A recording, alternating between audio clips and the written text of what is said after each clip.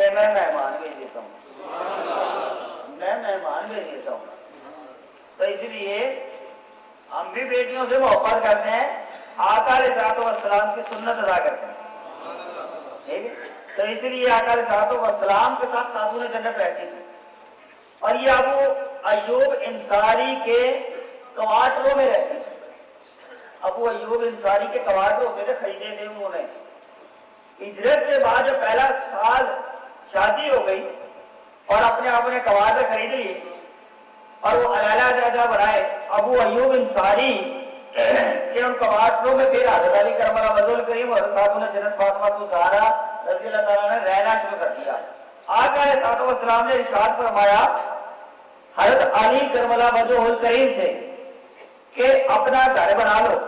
حضرت علی کرم اللہ وجہہ الکریم نے سوچا کہ اب کرائے کے گھر سے بہتر ہے کہ میں اپنا گھر بنا لوں، اور وہ گھر جب انہوں نے بنایا پھر گھر بنا لیا اپنا آقا کے حکم پہ، اور آقا علیہ الصلوۃ والسلام کے گھر سے تھوڑا دور تھا گلی کے اندر، حضور کے مکان علی شان سے تھوڑا سا دور تھا، اور اس گھر میں منتقل ہو گئے۔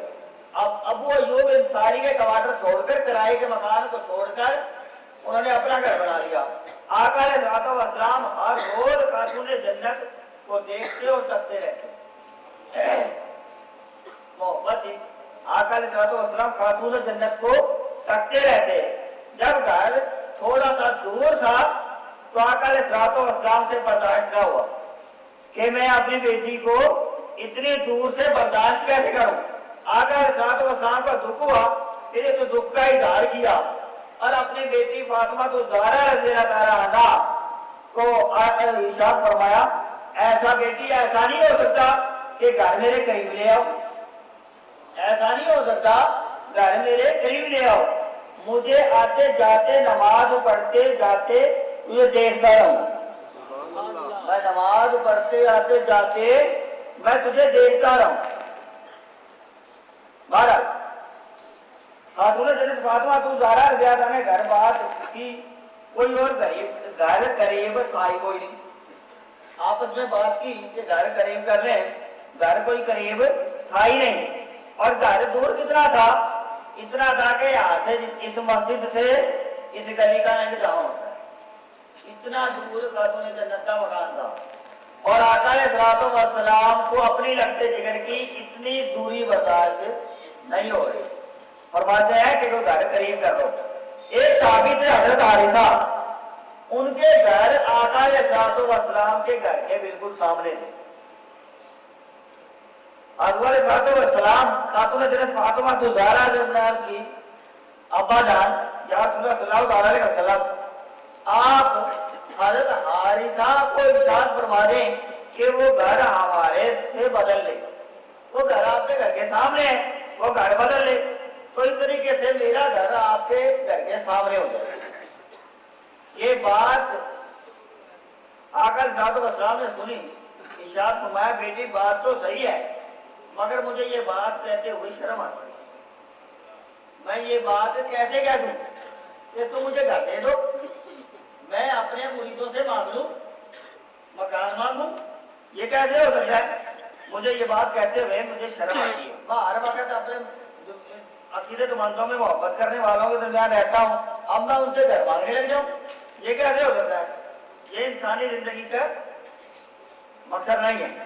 آپ فرماتے ہیں حالت کسی طریقے سے جب بات چلتی ہے، ہوا لگتی ہے تو وہ سب کو لگتی ہے، بات نکل جاتی ہے تو پھر وہ چلتی جاتی ہے۔ یہ بات حضرت حارثہ تک پہنچ گئی کہ آقا علیہ الصلوۃ والسلام کو آپ کا گھر لینے سے شرم آتی ہے۔ جب پہنچی تو ان کا دل ٹوٹ گیا، مغموم ہو گیا، یہ تھے محبت کرنے والے۔ حضرت حارثہ بن نعمان رضی اللہ تعالیٰ عنہ دوڑتے ہوئے آقا علیہ الصلوۃ والسلام کے قدموں میں گر گئے اور عرض کرنے لگے آقا علیہ الصلوۃ والسلام آپ نے یہ کیا فرما دیا؟ آپ نے یہ کیا فرما دیا کہ میں آپ سے گھر لیتے ہوئے شرم آتی ہے؟ آقا میرا مال بھی اور میرا گھر بھی، میرا تن من سب آقا آپ کے قدموں میں قربان ہے، یہ سب آپ ہی کا تو دیا ہے، آپ ہی کا تو سب کچھ ہے، میرا گھر تن من جان سب آقا آپ پر قربان ہے، آپ اپنے ایک حکم تو فرما دیتے ایسے 10 مکان آپ کے قدموں میں لا کے کھڑا کر دیتے. آپ حکم تو فرما دیتے کہ 10 مکان آپ کے قدموں میں لا کے کھڑا کر دیتا. یہ سب کچھ کہا, حکم فرمایا آقا علیہ الصلوۃ والسلام نے, اشارہ فرمایا تم نے سچ فرمایا, لیکن اللہ تعالیٰ تجھ میں برکت عطا فرمائے, تو نے مجھ پر اتنی مہربانی کی, اللہ آپ کو برکت عطا فرمائے. ارے شیر خدا علی المرتضیٰ کرم اللہ وجہ الکریم سے ملے اور اپنا تبدیل کر لیا.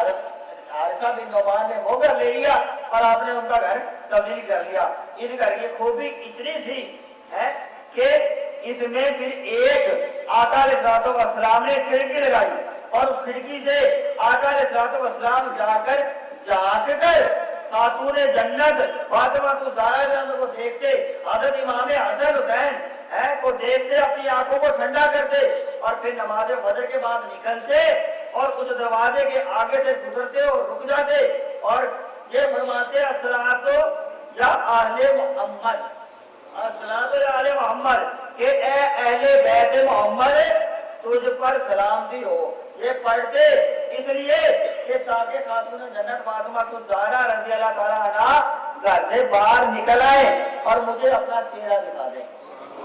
کیا فرماتے دوبارہ اس بات کا کہنے کا مقصد یہ تھا کہ یہ تھی محبت, انہوں نے سب کچھ آقا پر قربان کر دیا.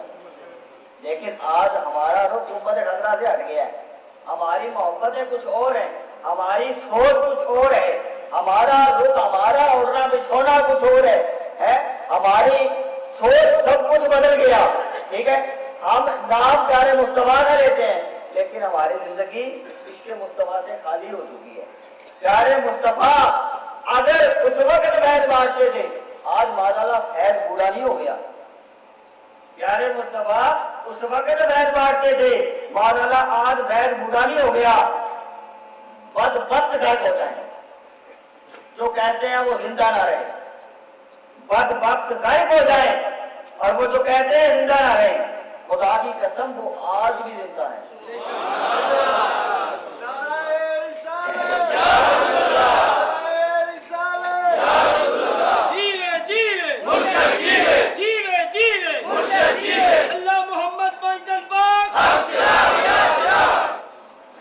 فرق اتنا ہے کہ اس وقت ڈائریکٹ ابو بکر عمر کو ملتا تھا, وہ ڈائریکٹ ملتا تھا.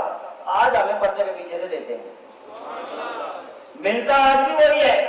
فرق اتنا, اس وقت ڈائریکٹ دیتے تھے مگر آج پردے کے پیچھے دیتے ہیں. وہی رات والی بات کہ کو کیا نظر آئے, وہ تو ماں نابینا تھے, مولا فرمایا وہ ہاتھی کی ٹٹول کر رہے تھے, ان کو کیا نظر آتا. یہ تو آنکھ مارا ہی جاتا ہے. دیکھتے ہیں نا, خلیفہ ہارون رشید کی کنیز تھی حضرت عبداللہ بن مبارک رحمۃ اللہ علیہ, جن کی بات میں نے بھی سنا ہے کیسے سنور گئے. ٹھیک ہے, کنیز سے گزرے, حضرت خلیفہ ہارون رشید کی خادمہ ان کے ساتھ کھڑی تھی. آپ چھت پر ایک منظر دیکھ رہے تھے. خلیفہ ہارون رشید اپنی خادمہ کے ساتھ چھت پر ایک منظر دیکھ رہا تھا اور گلی سے حضرت عبداللہ بن مبارک گزر رہے تھے, جو اپنے خادم کی محبت سے, جن کو نور ملا, اپنے نور ہاتھ سے ملا, ان سے سنور گئے, زندگی بدل گئی, ان کا نقش و نگار بدل گیا. آپ گلی سے گزرے, خلیفہ ہارون رشید دیکھتا ہے ارد گرد اتنا ہجوم ہو جاتا ہے, جہاں یہ پیارے گزر جاتے ہیں وہاں جنگل میں منظر ہو جاتا ہے. آگے آ جاؤ, آگے آ جاؤ, قرآن صاحب آگے. تو وہ گزر جاتے ہیں, رنگ جنگل میں منظر ہو جاتا ہے. حضرت عبداللہ بن مبارک رحمۃ اللہ تعالیٰ گلی سے گزرے, خلیفہ ہارون رشید اور اس کی خادمہ کھڑی تھی. وہ کہنے لگی خلیفہ ہارون رشید, خلیفہ ہارون رشید تیری حکومت بندوق کے زور پر ان کے دلوں پر ہے. خلیفہ تیری حکومت بندوق کے زور پر اور ان کے سپاہیوں کے زور پر, تب تو تاج کی وجہ سے ان کے دلوں پر نہیں ہے, بندوق کی وجہ سے, تیری حکومت کی وجہ سے یہ تیرا نام لیتے ہیں, تیرا ذکر کرتے ہیں. ارے اصل حکومت تو ان کی ہے, یہ گلی سے گزر رہے ہیں اور لوگ اتنا ہجوم کر کے استقبال کر رہے ہیں. اور یہ جہاں چلے جاتے ہیں جنگل میں منظر ہو جاتا ہے. یہ خود بخود کہے نہ کہے, اعلان کرنے کی ضرورت نہیں ہوتی. ٹھیک ہے, وہ خود بلا لیتے ہیں دل کے راستے سے. اعلان کرنے کی یہ ایک رسم ہے, یہ ایک رسم ہے. ارے خواب میں آ کے بلا لیتے ہیں. میرے والد محترم شیخ طریقت مجدد دین و ملت نے خواب میں آ کر کہا کہ تمہیں پتا ہے کیا اس کی کیا تعریف ہے؟